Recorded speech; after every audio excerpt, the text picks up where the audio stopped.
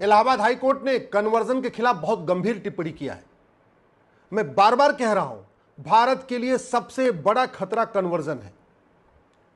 Converted हिंदुओं ने ही भारत का विभाजन करवाया 1947 में। कन्वर्टेड हिंदुओं के कारण लाखों हिंदुओं का अपना घर, मकान, दुकान, परिवार सब कुछ छोड़ के पाकिस्तान से भागना पड़ा। आज की डेट में बांग्लादेश में जो हिंदुओं का नरसंहार हो रहा है वो कन्वर्टेड हिंदू ही कर रहे हैं। कश्मीर में जो नरसंहार हुआ था वो कन्वर्टेड हिंदुओं ने ही किया था। कन्वर्टेड हिंदुओं के कारण भारत के 9 राज्यों में हिंदू थर्ड क्लास जिंदगी जी रहे। कन्वर्टेड हिंदुओं के कारण भारत के 800 जिलों में से 200 जिलों में हिंदू थर्ड क्लास जीवन जी रहे। कन्वर्टेड हिंदुओं के कारण भारत के 6000 तहसीलों में से 1500 तहसीलों की डेमोग्राफी बदल चुकी है।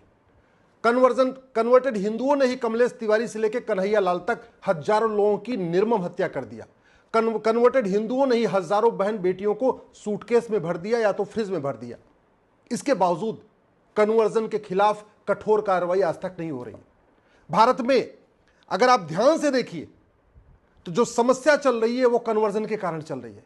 कन्वर्टेड हिंदू भारत को नहीं मानते, कन्वर्टेड हिंदू वंदे मातरम नहीं बोलते, कन्वर्टेड हिंदू भारत के विचार को नहीं मानते, कन्वर्टेड हिंदू वसुधैव कुटुंबकम को नहीं मानते, कन्वर्टेड हिंदू लोकतंत्र को नहीं मानते, कन्वर्टेड हिंदू भारत के संविधान को नहीं मानते, कन्वर्टेड हिंदू भारत के नारी तू नारायणी के सिद्धांत को नहीं मानते, कन्वर्टेड हिंदू जननी जन्म भूमि से स्वर्गादेव गरीसी के सिद्धांत को नहीं मानते, कन्वर्टेड हिंदू समता समानता समरसता को नहीं मानते, कन्वर्टेड हिंदू कभी नहीं कहते धर्म की जय हो, अधर्म का नाश हो, प्राणियों में सद्भावना हो, विश्व का कल्याण हो। तो अगर आप ध्यान से देखिए तो कन्वर्टेड हिंदू न भारत का त्यौहार मानते हैं, न भारत का विचार मानते हैं, न भारत के सिद्धांत को मानते हैं, न भारत की जीवन शैली को मानते हैं। वो सब कुछ विदेशी मानते हैं। उनका सिद्धांत विदेशी, उनकी सोच विदेशी, उनका पढ़ने का तरीका विदेशी, उनका त्यौहार मनाने का तरीका विदेशी, सब कुछ विदेशी है। इसलिए मैं बार बार कहता हूं कन्वर्जन को रोकना बहुत जरूरी है। मुगल भी यहां कन्वर्जन कराने आए थे। सत्ता तो उनके लिए एक साधन था। सत्ता उनको इसलिए चाहिए थी क्योंकि सत्ता प्राप्त करने के बाद कन्वर्ट कराना आसान होता है। अंग्रेज भी यहां व्यापार कराने नहीं आए थे, राज करने नहीं आए थे। उनका मुख्य उद्देश्य कन्वर्जन था। सत्ता प्राप्त करने से कन्वर्जन कराना आसान हो जाता है। और नतीजा आप देख लीजिए, 500 सालों तक जब तक मुगलों का राज था या विदेशियों का राज था, उन्होंने केवल और एक काम किया, लगातार कन्वर्जन कराया। कन्वर्जन को रोकने के लिए हमारे पूर्वजों ने सिख पंथ बना लिया। कन्वर्जन को रोकने के लिए हमारे हजारों पूर्वजों ने बलिदान दिया।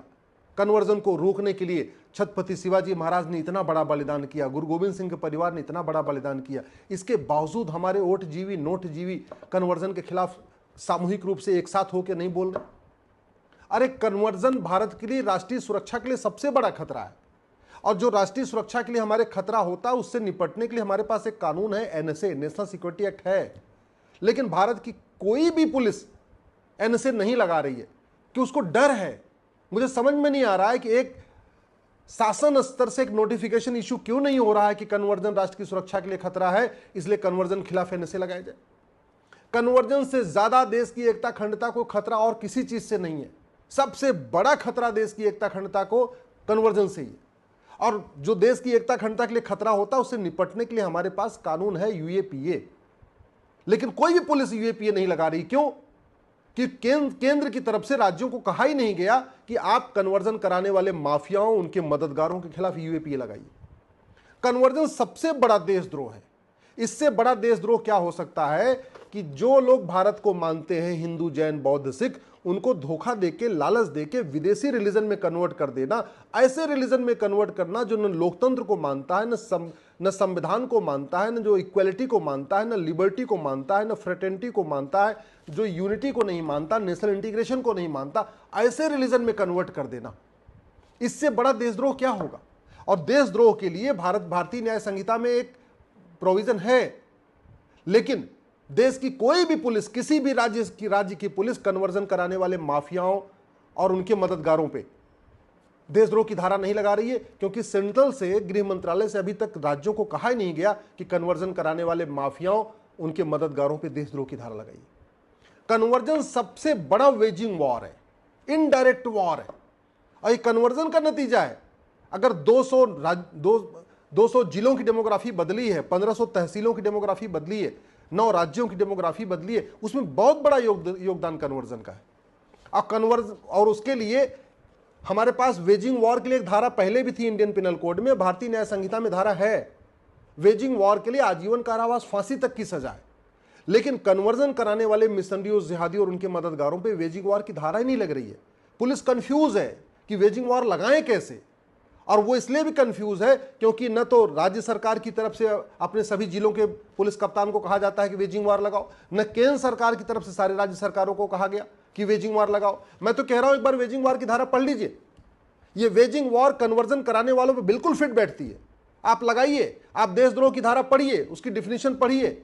कन्वर्जन से बड़ा कोई देशद्रोह नहीं और कन्वर्जन से बड़ा कोई वेजिंग वॉर नहीं, और देशद्रोह और वेजिंग वॉर दोनों इस कानून में लिखे हुए, लेकिन फिर भी नहीं लगा रही है, क्योंकि जो कप्तान होते हैं, वो जो कलेक्टर होते हैं, वो किस डर में रहते हैं कि मैं लगा दूं, पता नहीं हंगामा हो जाएगा, क्या हो जाएगा। अरे कुछ नहीं होगा। गाजियाबाद की पुलिस ने एनएसए लगाया कन्वर्जन कराने वालों पे, तो बाकायदा हाईकोर्ट ने अप्रूव किया। मैं कह रहा हूं कि आप देशद्रोह की धारा लगाइए, मैं गारंटी के साथ कहता हूं हाईकोर्ट अप्रूव कर देगी। आप वेजिंग वॉर लगाइए, कोई कोर्ट इसका विरोध नहीं करेगी। आप कन्वर्जन कराने वालों पे गैंगस्टर एक्ट लगाइए, ऑर्गेनाइज क्राइम लगाइए, क्योंकि कोई भी कन्वर्जन फ्री में नहीं होता। भारत में कोई भी कन्वर्जन फ्री में नहीं होता। या तो भारत के अंदर से फंडिंग होती है, या खाड़ी देशों से हवाला के जरिए फंडिंग होती है, या वेस्ट कंट्रीज से, अमेरिका से, यूरोप से एफसीआरए के जरिए फंडिंग होती है। फंडिंग 100% होती है, फ्री में कोई कन्वर्जन होता ही नहीं।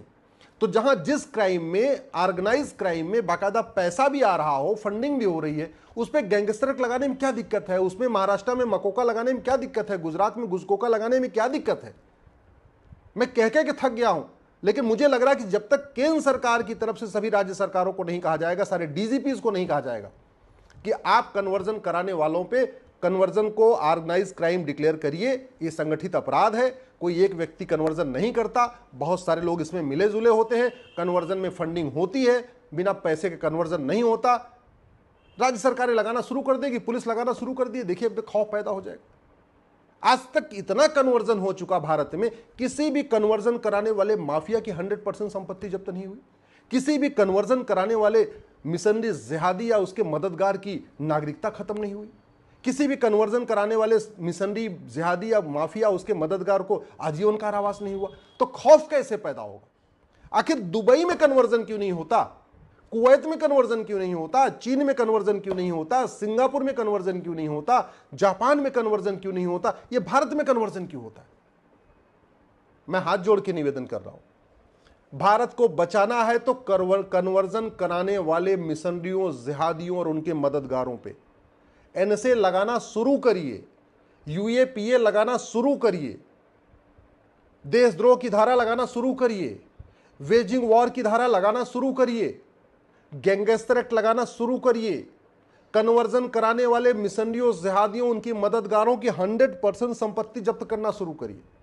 कन्वर्जन कराने वाले मिशनरियों, जिहादियों और उनके मददगारों की सिटीजनशिप खत्म करने के लिए आप सिटीजनशिप एक्ट में बदलाव करिए।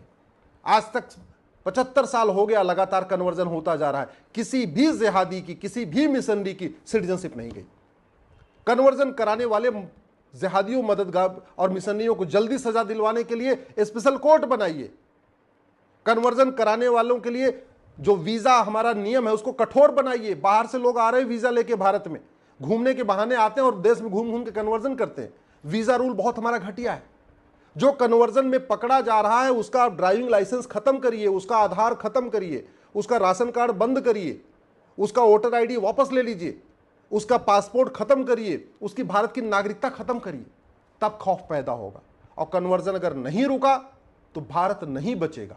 इस देश में आप ध्यान से देख लीजिए, जितनी भी अराजकता फैल रही है वो कन्वर्टेड हिंदुओं के द्वारा फैल रही है। कश्मीर में अराजकता फैली, कन्वर्टेड हिंदुओं ने फैलाया। बांग्लादेश में अराजकता फैली है, कन्वर्टेड हिंदू फैला रहे। पाकिस्तान से अगर हिंदू, जैन, बौद्ध, सिख खत्म हुए हैं तो उनको कन्वर्टेड हिंदुओं ने ही खत्म किया है। बांग्लादेश में भी जो कन्वर्टेड, जो हत्या हो रही है, बलात्कार हो रहा है, ऐसे ऐसे वीडियोज आ रहे हैं, देखा नहीं जा रहा है, वो कन्वर्टेड हिंदू ही कर रहे हैं।